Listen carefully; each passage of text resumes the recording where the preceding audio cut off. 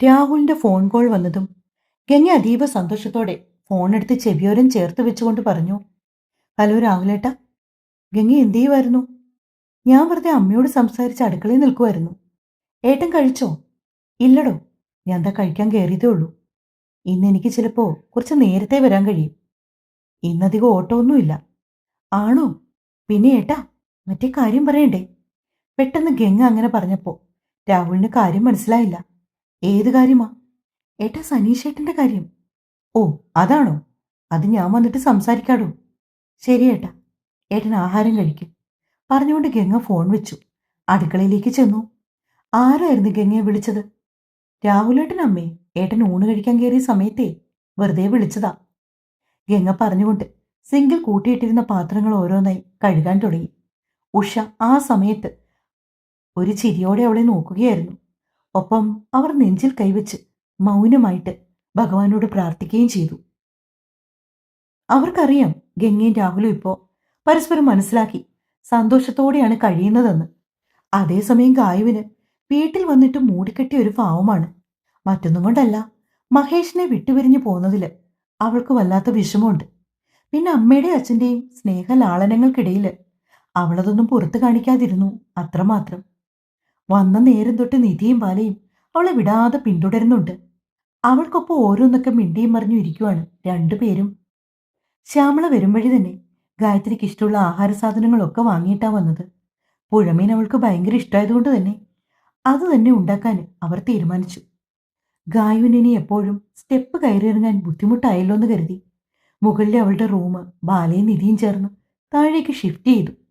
അവളുടെ എല്ലാ സാധനങ്ങളും അവർ താഴെ കൊണ്ടുവന്ന് വെച്ചു. ഉച്ചയ്ക്ക് ആഹാരമൊക്കെ കഴിച്ചിട്ട് ഗായു മൗനമായി ഇരിക്കുന്നത് കണ്ടതും ശ്യാമള അവൾക്ക് അടുത്തേക്ക് വന്നു. എന്തു പറ്റി? എന്താ ഒരു വിഷമം? ഏയ്, ഒന്നുമില്ലമ്മേ. അങ്ങനെ കള്ളം പറയാനൊന്നും നിൽക്കണ്ട. നീ എൻ്റെ മോളാ. നിന്റെ മുഖം ഒന്ന് വാടിയാൽ എനിക്കത് മനസ്സിലാവും. അങ്ങനെ അല്ലമ്മേ. അവൾ പറയാൻ ബുദ്ധിമുട്ടുന്നത് കണ്ടപ്പോൾ തന്നെ ശ്യാമളയ്ക്ക് മനസ്സിലായി മഹേഷിനെ പറ്റി ആവും അവൾ പറയാൻ പോകുന്നതെന്ന്.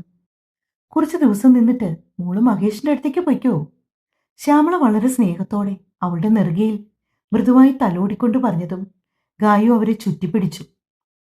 എനിക്കിപ്പോ തൽക്കാലം എവിടേക്കും പോകണ്ട. ഈ അമ്മച്ചൂടില് ഇവിടെ ഇങ്ങനെ നിന്നാ മതി. അയ്യടാ, പെണ്ണിനൊരു കൊഞ്ചല്. ശ്യാമള അവളുടെ കവളിൽ പിടിച്ചു വലിച്ചു. എങ്കിൽ പിന്നെ ഒരു കാര്യം ചെയ്യും. ഇന്ന് വൈകിട്ട് കുടുംബക്ഷേത്രത്തിൽ ഒന്ന് പോയിട്ട് വാ. ബാലയും നിധിയും കൂട്ടിക്കോ. വേണേ ഞാനും കൂടി വരാം. ജയന്തിയും കൂടെ വിളിക്കാം. കുറെ നാളായി കുടുംബക്ഷേത്രത്തിലൊക്കെ പോയിട്ട്. അത് കേട്ടപ്പോൾ ഗായുവിന് അല്പം സന്തോഷമൊക്കെ തോന്നി. അവൾ വേഗം തന്നെ ഫോണെടുത്ത് നിധിയെ വിളിച്ചു. വൈകിട്ട് ക്ഷേത്രത്തിൽ പോകുന്ന കാര്യം അവരോട് പറഞ്ഞു. പിന്നെ ജയന്തിയോട് പറഞ്ഞേക്കാനും പറഞ്ഞു. അങ്ങനെ വൈകുന്നേരം ആകാറായപ്പോൾ തന്നെ ഗായു കുളിച്ചൊരു ധാവണിയും എടുത്തെടുത്തു. അത്യാവശ്യം നീളമുള്ള മുടികൾ വിടർത്തിയിട്ട് കുളിപ്പിന്നൽ പിന്നെ നെറ്റിയിൽ ഒരു കുഞ്ഞു പൊട്ടും നെറുകയിൽ അല്പം സിന്ദൂരവും ചാർത്തി നിൽക്കുന്ന നേരത്ത് അവൾക്ക് മഹേഷിനെ കാണണമെന്ന് തോന്നി. പിന്നൊന്നും ചിന്തിച്ചില്ല. അവൾ നേരെ ഫോണെടുത്ത് അവനെ വീഡിയോ കോൾ ചെയ്തു. 2-3 ബെല്ലടിച്ചപ്പോഴേക്കും തന്നെ മഹി ഫോണെടുത്തു. അവൻ ആ സമയം കൃഷിസ്ഥലത്താണ്. മറുപുറത്ത് നിറഞ്ഞു ചിരിയോടെ നിൽക്കുന്ന ഗായുവിന്റെ മുഖം. അവനും അതേ പുഞ്ചിരിയോടെ അവളെ നോക്കി. എവിടേക്കാ ഒരുങ്ങി സുന്ദരിയായിട്ട്? ക്ഷേത്രത്തിൽ പോവാ. നിധിയും ബാലയും അമ്മയും ചെറിയമ്മയും എല്ലാരും ഉണ്ട്. ആഹാ, സൂക്ഷിച്ചൊക്കെ പോയിട്ട് വാ കേട്ടോ. മഹേഷേട്ടൻ ഇത് എവിടെയാ നിൽക്കുന്നേ? ഞാൻ വെറുതെ നമ്മുടെ കൃഷിത്തോട്ടത്തിൽ നിൽക്കുവാടോ. ഇവിടെ വിളഞ്ഞു പാകമായ കുറച്ച് പാവയ്ക്കാൻ നിൽക്കുന്നു. ഇതൊക്കെ പൊട്ടിച്ചെടുക്കാന്ന് കരുതി. ശരിയേട്ടാ, വന്നിട്ട് വിളിക്കാം. പറഞ്ഞുകൊണ്ട് ഗായു ഫോൺ വെച്ചു. അപ്പോഴേക്കും തന്നെ ബാലയും നിധിയും ജയന്തിയും ശ്യാമളയും എല്ലാവരും റെഡിയായി നിൽപ്പുണ്ടായിരുന്നു. അവളും അവർക്കൊപ്പം കൂടി. എല്ലാവരും ചേർന്ന് നടന്നാണ് ക്ഷേത്രത്തിൽ പോയത്. നടക്കാവുന്ന ദൂരമേ ഉണ്ടായിരുന്നുള്ളൂ. അമ്മമാർ 2 മുന്നേ നടന്നപ്പോൾ മക്കൾ 3 പേരും കൂടി പിന്നാലെ. 1-2 വർത്തമാനമൊക്കെ പറഞ്ഞ് വഴിയരികിൽ കണ്ട പൂക്കളൊക്കെ പറിച്ച് മെല്ലെ അങ്ങനെ നടന്നു. ക്ഷേത്രത്തിൽ ചെന്ന് മനസ്സുരുകി പ്രാർത്ഥിച്ച് ഗായു മഹിക്ക് വേണ്ടിയും തങ്ങൾക്ക് ജനിക്കാൻ പോകുന്ന പൊന്നോമനിക്ക് വേണ്ടിയും തങ്ങളുടെ കുടുംബത്തിന്റെ ഐശ്വര്യത്തിനു വേണ്ടിയും ഒക്കെ പ്രാർത്ഥിച്ചപ്പോൾ ഏറെ നാളുകൾക്കിപ്പുറം അവളുടെ മനസ്സിലേക്ക് ഗംഗയുടെ മുഖം തെളിഞ്ഞു വന്നു. എത്ര പൊറുക്കാൻ പറ്റാത്ത തെറ്റാണ് ചെയ്തതെങ്കിലും തന്റെ ചേച്ചിയല്ലേ, അവൾ സ്വയം പ്രാർത്ഥിച്ചു. പ്രാർത്ഥനയൊക്കെ കഴിഞ്ഞ് അമ്പലത്തിൽ നിന്ന് കടുംപായസവും കഴിച്ചിട്ടാണ് അവർ തിരിച്ചു മടങ്ങിയത്. വൈകിട്ട് ഏകദേശം 6-7 മണിയായപ്പോൾ തന്നെ രാഹുൽ ജോലി കഴിഞ്ഞു വന്നു. അവൻ വീട്ടുമുറ്റത്തേക്ക് കയറുന്ന സമയം ഗംഗ കുളിച്ച് തലയിൽ തോർത്ത് ചുറ്റിക്കെട്ടി ഉമ്മർത്ത് വിളക്ക് വയ്ക്കുവാണ്. അങ്ങനെ ഇങ്ങനെയൊന്നും അവൻ കണ്ടിട്ടില്ലാത്ത കാഴ്ച ആയതുകൊണ്ട് തന്നെ തലയിൽ നിന്നും ഹെൽമെറ്റ് ഊരി ബൈക്കിന്റെ ഹാൻഡിലിൽ തൂക്കിയിട്ട് അല്പസമയം അവൻ അവളെ തന്നെ കണ്ണെടുക്കാതെ നോക്കി. വിളക്കിന് മുമ്പിൽ മിഴികൾ ഇറുക്കിയടിച്ച് കൈ കൂപ്പി നിൽക്കുന്ന ഗംഗ ഒരു കണ്ണു തുറന്നൊന്ന് പാളി നോക്കിയതും പുഞ്ചിരിയോടെ തന്നെ നോക്കി നിൽക്കുന്ന രാഹുലിനെയാണ് കണ്ടത്. അവളുടെ മുഖം നാണത്താ ചുവന്നു പോയിരുന്നു. വിളക്ക് വെച്ചവൾ അകത്തേക്ക് കയറിയപ്പോ അവൾക്ക് പിന്നാലെ രാഹുലും അകത്തേക്ക് വന്നു. അവൻ കുളിച്ചു ഫ്രഷായി വന്നപ്പോഴേക്കും ഗംഗെ, ചേച്ചി എവിടെ? അവൻ അവളോടായി ചോദിച്ചു. ചേച്ചി അകത്തിരുന്ന് തയ്ക്കുന്നുണ്ടേട്ടാ, അമ്മതാ അടുക്കളയിലുണ്ട്. താനെങ്കിലേ അവരെ രണ്ടുപേരെയും പോയി ഒന്ന് വിളിച്ചിട്ട് വാ. രാഹുൽ പറഞ്ഞത് പ്രകാരം ഗംഗ പോയി രമ്യയും ഉഷയും ഹോളിലേക്ക് വിളിച്ചിട്ട് വന്നു. എന്തോ സീരിയസ് ആയ കാര്യം പറയാനിരിക്കുന്നത് പോലെയാണ് രാഹുലിന്റെ ഇരിപ്പൊക്കെ. ഉഷ അവനെ ഒന്ന് സൂക്ഷിച്ചു നോക്കി. അവനിലങ്ങനെ അധികം കണ്ടിട്ടില്ലാത്ത ഒരു ഭാവം. എന്താടാ, എന്താ നീ വിളിച്ചത്? അതെ അമ്മേ, നമ്മുടെ രമ്യയ്ക്കൊരു കല്യാണാലോചന വന്നു. രാഹുൽ പറഞ്ഞു കേട്ടതും ഉഷ അല്പം സംശയത്തോടെ അവനെ നോക്കി. രമ്യയുടെ മിഴികളിൽ ഒരു പിടപ്പാണ്. അവൻ പറഞ്ഞത് ഇഷ്ടപ്പെടാത്തതുപോലെ മുഖം വെട്ടിച്ചു നിന്നു. രാഹുല് രമ്യയുടെ ഓരോ ഭാവങ്ങളും വളരെ സൂക്ഷ്മതയോടെ ഒപ്പിയെടുക്കുന്നുണ്ട്. കല്യാണാലോചന എന്ന് പറയുമ്പോൾ എവിടുന്നാടാ? ഒത്തിരി ദൂരത്തുനിന്നാണോ? ഏയ്, ദൂരത്തുനിന്നൊന്നും അല്ലമ്മേ, നമുക്കറിയാവുന്ന ആളാ. രമ്യയുടെ മുഖത്തേക്ക് തന്നെ മിഴികൾ ഉറപ്പിച്ചുകൊണ്ട് രാഹുൽ പറയുമ്പോൾ അവൻ കാണുന്നുണ്ടായിരുന്നു. അവൻ അവസാനം പറഞ്ഞ വാചകങ്ങളിൽ അവളുടെ മുഖത്തൊരു ആശ്വാസം വന്ന് നിറയുന്നത്. രാഹുലിന്റെ ചുണ്ടിൽ ഒരു പുഞ്ചിരി ഊറിക്കൂടി. അവളുടെ ആ കുഞ്ഞു കുഞ്ഞു ഭാവങ്ങളിൽ നിന്ന് തന്നെ സനീഷിനോടുള്ള രമ്യയുടെ മനോഭാവം എന്താണെന്ന് അവന് ഏറെക്കുറെ മനസ്സിലായി. അല്ല, നീ ഇങ്ങനെ വാലും തലയും പറയാതെ മര്യാദയ്ക്ക് കാര്യം പറയടാ. എവിടുന്നാ കല്യാണാലോചന? നമുക്കറിയാവുന്ന പയ്യനാണോ? അതെ അമ്മേ, ഞാൻ പറഞ്ഞാൽ അമ്മയ്ക്ക് ആളെ അറിയും. എങ്കിൽ പിന്നെ വാ തുറന്നൊന്ന് പറയടാ. അമ്മേ, നമ്മുടെ സനീഷേട്ടനില്ലേ? സനീഷേട്ടന് രമ്യയെ വിവാഹം കഴിച്ചാൽ കൊള്ളാന്ന്. ആരാ ഇപ്പൊ നിന്നോട് പറഞ്ഞേ? ആ ബ്രോക്കർ രമേശനാണോ? അയാളോട് ഞാൻ പറഞ്ഞിരുന്നു രമ്യയ്ക്ക് പറ്റിയ വിവാഹാലോചന വല്ലതുണ്ടെങ്കിൽ പറയണോന്ന്. ഏയ്, ബ്രോക്കറൊന്നും അല്ലമ്മേ പറഞ്ഞത്. പിന്നെ എന്നോട് സനീഷേട്ടൻ നേരിട്ടാ പറഞ്ഞേ. കഴിഞ്ഞ ദിവസമേ ഞാൻ കവലയിൽ പോയിരുന്നില്ലേ, അന്നേരം പറഞ്ഞതാ. എന്നിട്ട് നീ ഇപ്പോഴാണോടാ പറയുന്നത്? അത് പിന്നെ അമ്മേ, അത് കഴിഞ്ഞപ്പോൾ എനിക്ക് കുറച്ച് തിരക്കായി പോയി, പിന്നെ പറയാനും പറ്റിയില്ല. സനീഷ് മുമ്പ് ഇവിടെയൊക്കെ വന്നിട്ടുള്ളതല്ലേ? ഇപ്പൊ ഏകദേശം 1-2 വർഷമായി കാണും അവൻ ഈ വീട്ടിൽ കയറിയിട്ട്. ഈ അടുത്ത് രമ്യയെ കൊണ്ട് ഇവിടെ ഓട്ടം വിട്ടിരുന്നു. ഉഷ ഓർത്തെടുത്ത് പറയാൻ ശ്രമിച്ചു. എങ്ങനെ അമ്മേ, ഈ കാര്യത്തിൽ അമ്മയുടെ തീരുമാനം എന്താ? രാഹുൽ അല്പം സീരിയസ് ആയിട്ടാണ് ഉഷയോട് ചോദിച്ചത്. അതിപ്പോ ചോദിച്ച ഞാൻ എന്തു പറയാനാ? ഈ നിൽക്കുന്ന രമ്യയല്ലേ മോനെ മറുപടി പറയേണ്ടത്. എന്തായാലും സനീഷിനെ അവൾ കണ്ട് പരിചയമുണ്ട്. മാത്രമല്ല അവന്റെ ഓട്ടോയിൽ ഇവൾ കയറിയിട്ടുണ്ട്. എത്ര പ്രാവശ്യം അവൻ ഈ വീട്ടിൽ വന്നിരിക്കുന്നു. ചേച്ചിയുടെ അഭിപ്രായം എന്താ? രാഹുലിന്റെ നോട്ടം പൂർണ്ണമായും രമ്യയുടെ നേർക്കായി. കഴുത്തിലൂടെ അലസമായി ചുറ്റിയിടിരുന്ന ചുരിദാറിന്റെ ഷോള് വിരലിൽ ചുറ്റുകയും അഴിക്കുകയും ചെയ്ത് ഉള്ളിലെ സമ്മർദ്ദം നിയന്ത്രിക്കാൻ ശ്രമിക്കുവാണ് രമ്യ.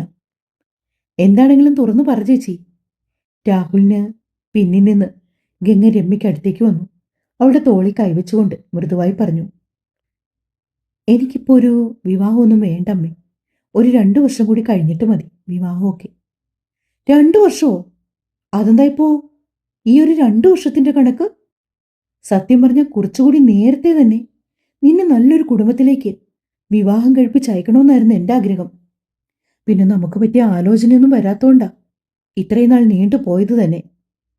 അത് പിന്നെ അമ്മേ, അമ്മയ്ക്കറിയാവുന്ന കാര്യമല്ലേ നമ്മുടെ വീട്ടിലെ ഈ അവസ്ഥയൊക്കെ. ഇപ്പൊ തന്നെ 2 ലോണുണ്ട്, കുടുംബശ്രീയിലും പിന്നെ മൈക്രോ ഫിനാൻസിൻ്റെതും.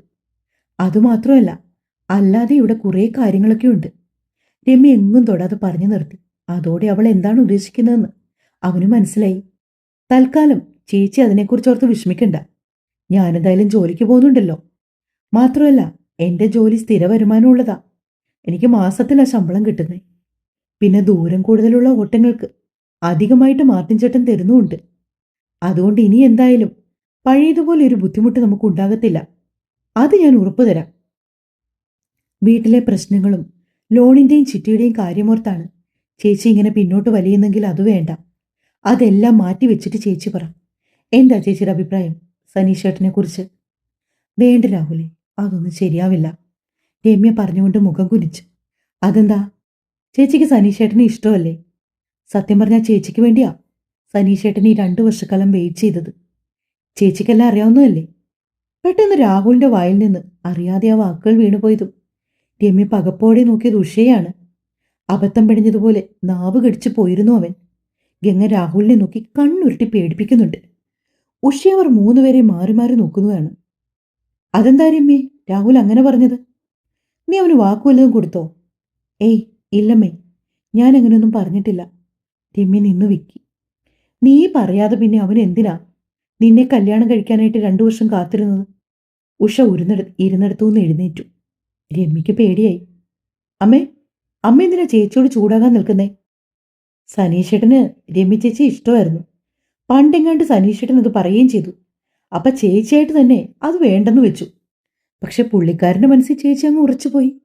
അതുകൊണ്ടല്ലേ 2 കൊല്ലം കല്യാണം പോലും കഴിക്കാതെ, എന്തിനേറെ പറയുന്നു, ഒരു പെണ്ണ് പോലും കാണാന് സനീഷേട്ടൻ പോയിട്ടില്ല. ചേച്ചി ഒരാളെ പ്രതീക്ഷിച്ച് നിൽക്കുവാണ് സനീഷേട്ടൻ. പിന്നെ സനീഷേട്ടനെ കുറിച്ച് ഞാൻ അമ്മയോട് പ്രത്യേകിച്ച് പറഞ്ഞു തരേണ്ട കാര്യമില്ല. ഈ നാട്ടിലെ ആളുകളുടെ എന്തൊരാവശ്യത്തിനും എപ്പോഴും മുന്നിൽ നിൽക്കുന്ന ആളാ. മാത്രമല്ല നാട്ടുകാർക്കൊക്കെ ഏറെ പ്രിയപ്പെട്ടവൻ. പിന്നെ എൻ്റെ കൂട്ടുകാരനായിട്ടാണെങ്കിലും ഈ വീട്ടിൽ വന്ന് ഒരുപാട് പ്രാവശ്യം അമ്മയോട് സംസാരിക്കുകയും ചെയ്തിട്ടുള്ളതല്ലേ. അമ്മയ്ക്ക് ഏട്ടൻ എന്തെങ്കിലും കുഴപ്പങ്ങളുണ്ടായിട്ട് തോന്നുന്നുണ്ടോ? ഇല്ലല്ലോ. സനീഷ് നല്ലവനൊക്കെ തന്നെയാ, അതിൽ തർക്കമൊന്നുമില്ല. പിന്നെന്താ അമ്മയുടെ പ്രശ്നം? അങ്ങനെ അല്ലടാ. എന്നാലും ഒരെന്നാലും ഇല്ലമ്മേ. ചേച്ചിക്ക് സനീഷേട്ടനെ ഇഷ്ടമാണെന്നാ എനിക്ക് തോന്നുന്നത്. അല്ലേ ചേച്ചി? ഗംഗ മെല്ലെ നടന്നു ഉഷയുടെ തോളിൽ കൈയിട്ട് അവരെ സമാധാനിപ്പിച്ചുകൊണ്ട് രമ്യയുടെ മുഖത്തേക്ക് നോക്കിയതും രമ്യ വിളറി വെളുത്ത് മുഖം കുലിച്ചു കളഞ്ഞു.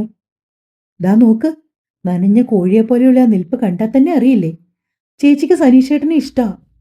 പിന്നെ നമ്മുടെ വീട്ടിലെ അവസ്ഥയ്ക്ക് ഓർത്താ ചേച്ചി ഇപ്പോൾ ഒരു വിവാഹമേ വേണ്ടെന്ന് പറഞ്ഞ് നിൽക്കുന്നത്.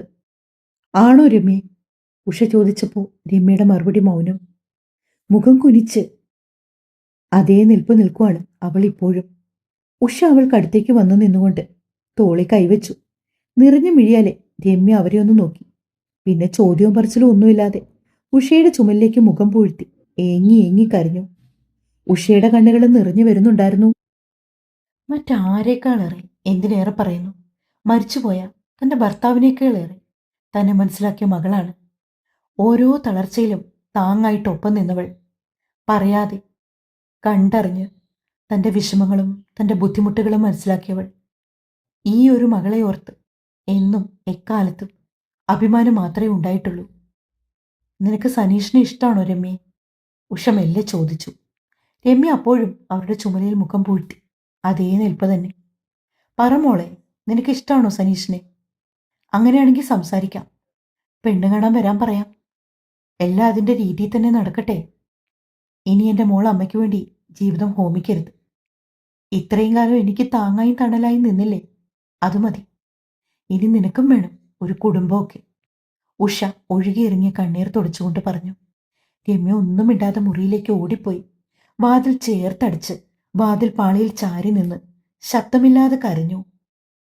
രാഹുലേ, നീ സനീഷിനോട് പറയടാ, നല്ലൊരു ദിവസം നോക്കി അമ്മയും കൂട്ടി ഇങ്ങോട്ടേക്ക് ഇറങ്ങാൻ. കാര്യം നമ്മുടെ അവസ്ഥയൊക്കെ അവർക്കും അറിയാവുന്നതാ.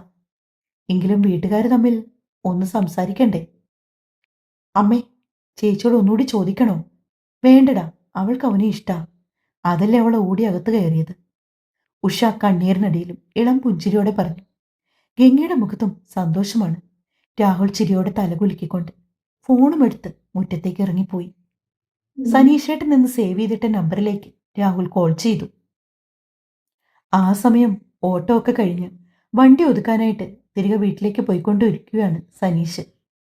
ഫോൺ റിങ് ചെയ്തതും അത് രാഹുലാണെന്ന് കണ്ടതും സനീഷ് റോഡിനൊരരികിലേക്ക് വണ്ടി നിർത്തി. ശേഷം ഫോണെടുത്ത് ചെവിയോട് ചേർത്ത് പിടിച്ചുകൊണ്ട് വണ്ടിയിൽ നിന്ന് ഇറങ്ങി. എന്താ രാഹുലെ, എന്താടാ വിളിച്ചത്? അതുകൊണ്ട് സനീഷേട്ടാ. വീട്ടിൽ ഇറങ്ങേറിയ സംഭവങ്ങൾ ഓരോന്നും സനീഷിനോടായി അവൻ പറഞ്ഞു. അതൊക്കെ കേൾക്കെ സനീഷിന്റെ കണ്ണും നിറഞ്ഞു വരുന്നുണ്ടായിരുന്നു. ഏട്ടാ, നിങ്ങളൊരു കാര്യം ചെയ്യ. നല്ലൊരു ദിവസം നോക്കി അമ്മയും കൂട്ടി വാ. എടാ, നാളെ വരട്ടെ ഞാന്? സനീഷ് ആവേശത്തോടെ ചോദിച്ചതും രാഹുലിനറിയാതെ ചിരിപൊട്ടി.